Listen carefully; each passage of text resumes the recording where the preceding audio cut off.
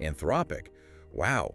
The AI company just leaped from, was it $61.5 billion to a reported $170 billion valuation. Yeah, in just 4 months. It's kind of mind-boggling. $108 billion added. Yeah. Faster than Amazon grew in its first decade. Exactly. And while everyone's, mesmerized by that AI speed, there's something almost as seismic happening, maybe more quietly, on the crypto policy front. Right, this impending White House crypto report.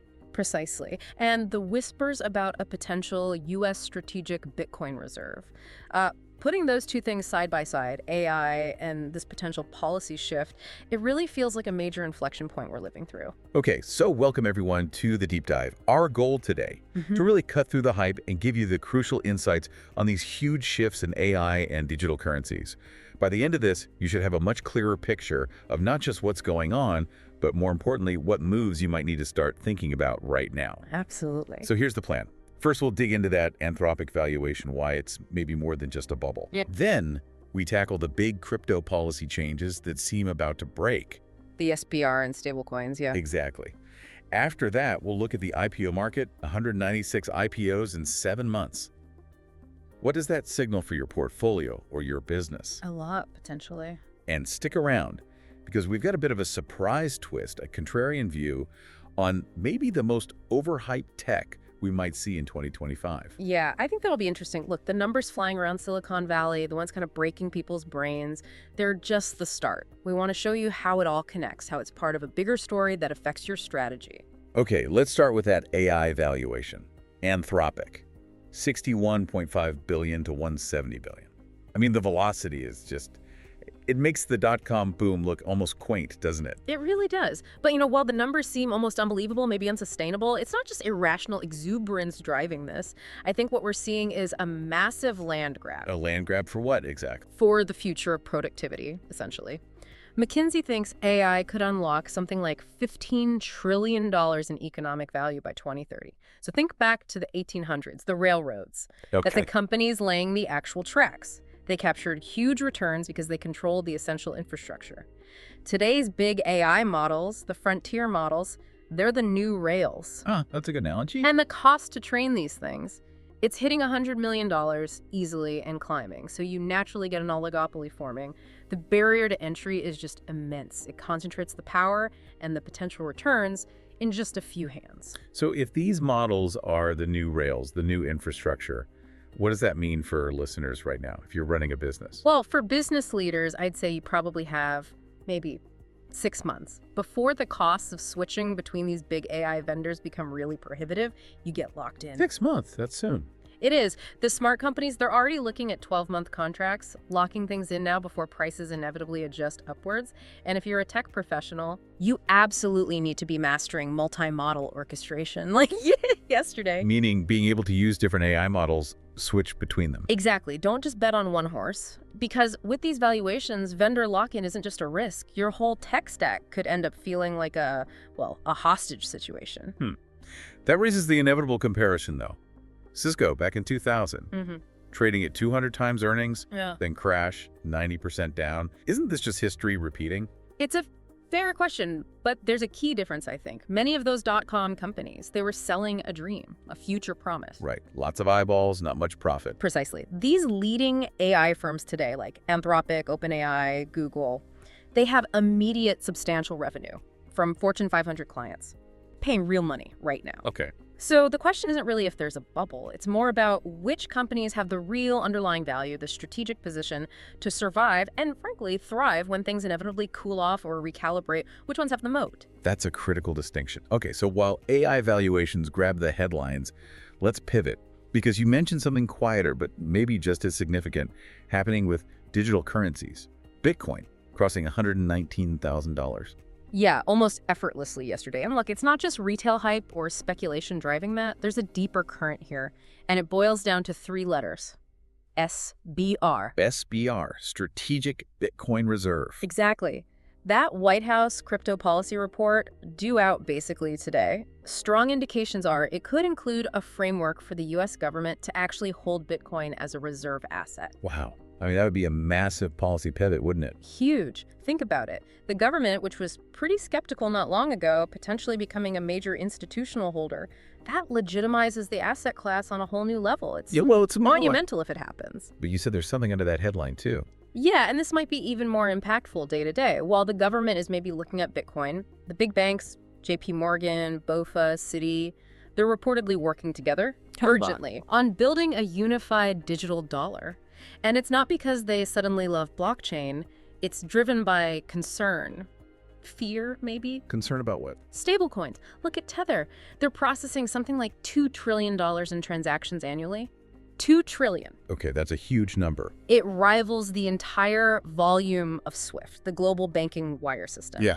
So you've got this massive amount of value moving completely outside the traditional banking rails. The banks see that, and they realize they have to act. They need their own digital dollar solution fast. Right, they need to get in the game. They have to. So what does all this mean for you listening? If you run a business, especially one dealing internationally, Yeah. you need to be testing stablecoin invoicing, right now, this week. Seriously. Why the urgency? Because you could save 2, maybe 3% on every single international transaction. That's pure margin dropping straight to your bottom line.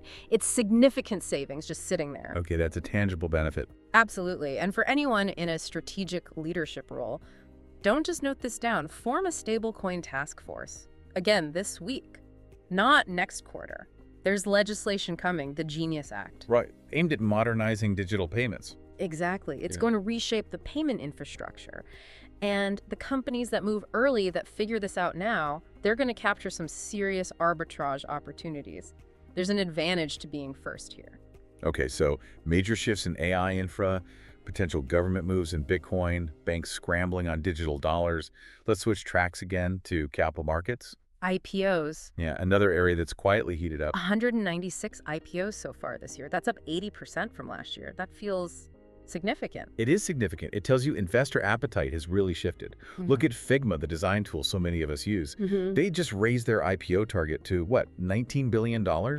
And it's trading at around 15 times revenue. Think back to 2022, a multiple like that. It would have been laughed out of the room. True. Very different climate then. Very different. Now, investors are lining up, eager. So what's the broader implication?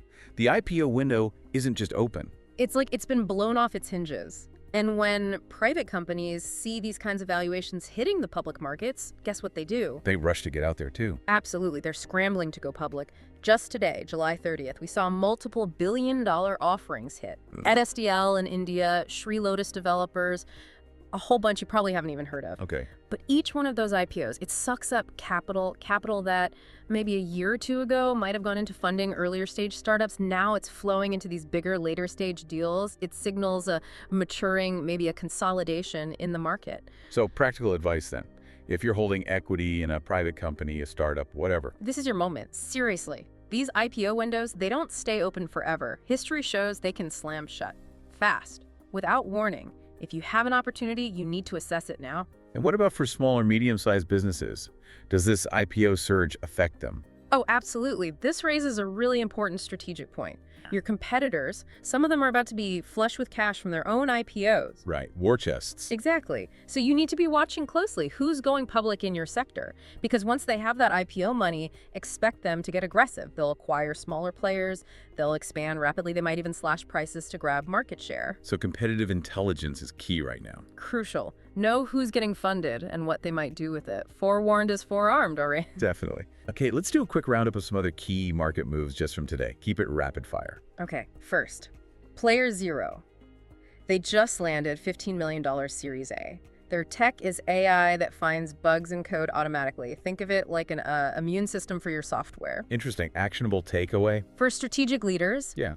budget maybe 15% of your dev resources for AI code review tools by Q4. It's becoming essential QA. Got it. Next. Ramp, the expense management company, just raised $500 million at a $22.5 billion valuation. Wow.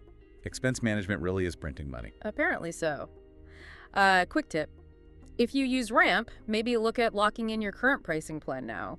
Post-IPO price hikes are pretty common. Good point. What else? OpenAI. They announced their next Dev Day and, importantly, a new $50 million community fund. This is aimed at smaller AI projects, businesses, developers. Free money, basically. Potentially, yeah. But the deadline to apply is August 15th. So move fast if that's relevant to you. Okay, August 15th. And finally. This one. Yeah, this stat really stopped me cold. AI training. It now uses more electricity than the entire country of Argentina. More than Argentina. Seriously. Seriously. And get this. One single ChatGPT query uses the same energy as running an LED light bulb for 2 hours. That's staggering. The infrastructure implications. Huge. Exploding costs are coming, not just for energy, but for everything related to data centers and computing infrastructure. It's going to ripple through the whole industry. Okay, so pulling all these threads together, the massive AI valuations, the crypto shifts, the IPO frenzy, the energy demands, what's the bigger picture? Let me throw out maybe a controversial take here. Go for it. AI agents. Everyone's talking about them, building them, funding them. My contrarian view, they're basically just expensive middleware, and they're going to get commoditized fast, maybe within 18 months. Okay, interesting. Elaborate on that. Why expensive middleware? Well, it feels like everyone's chasing the shiny new object, right? Autonomous AI agents, millions are being poured into these platforms. The hype is definitely there. But the uncomfortable truth, I think, is that underneath all the fancy marketing, they're mostly just complex API orchestrators. They string together calls to different services or models. Okay. And we've seen this movie before, haven't we? Remember robotic process automation, RPA? Yeah, 5 years ago, that was the future of automation. Exactly. Everyone was piling in. And now, RPA is largely a commodity. A standard tool, sure, but not the revolutionary platform it was hyped as. I think AI agents are on the exact same trajectory, just moving much, much faster. So you're saying the real value isn't in the agent itself? Precisely. The real enduring value isn't in that top layer, the agent platform that everyone's building and selling right now. That's going to become interchangeable, commoditized. So where is the value then? It's underneath. It's in owning the data pipelines that feed the AIs. And it's in owning the robust, reliable decision-making frameworks that these agents, or whatever comes next, will interact with. That's the foundation. Okay, I see the argument from a long-term control perspective, but what about the short term? Aren't these agent platforms selling the idea of accelerating development now? Isn't there value in that speed, even if it costs more or you lose some control later?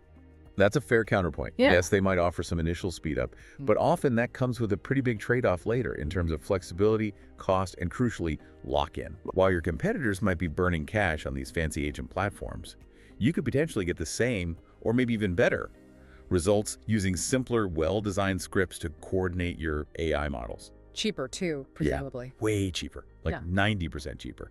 And critically, you keep full control over your data and your processes.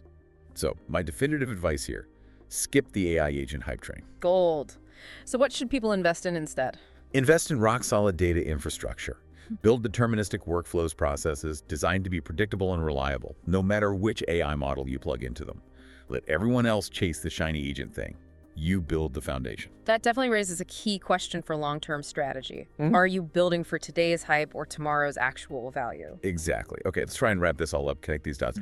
Jensen Huang, NVIDIA's CEO, famously said, "We're witnessing a $1 trillion computing inflection."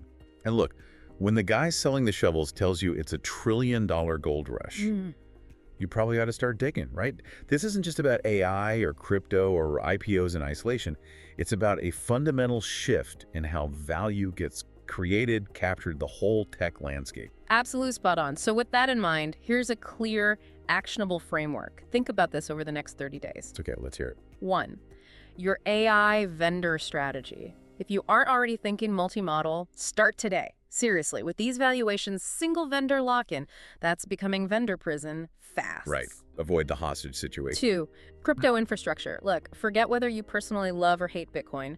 Stablecoin legislation is coming and it will change payments. Test it. Just do one international transaction with stablecoins, see the savings, the arbitrage is real. Test and verify. Got it. And 3, IPO awareness. Remember, 196 companies went public recently. Statistically, at least 5 of those are probably your competitors or key suppliers. Know who they are, prepare for them to make aggressive moves with all that new cash. Good framework. Prepare for impact. Prepare for impact. Because ultimately, isn't it true that the really big fortunes in tech, they aren't usually made by just using the latest platform. They're made by building the things others end up depending on, the infrastructure. That's often the case, yes. So, connecting it all. While everyone else is maybe chasing the hottest AI model or the buzziest crypto token, maybe you should ask yourself a different question. Which is, What infrastructure, what fundamental capability are people going to need regardless of which specific model wins or which token becomes dominant? Where's the enduring underlying value? that's the question to ponder. That's the question. All right, that is our deep dive for July 30th, 2025. We'll cut through the noise and bring you the insights that matter again next week. Until then, stay bold, stay curious, and remember, in this world of tech, the biggest risk, it's usually not moving too fast, it's moving too late.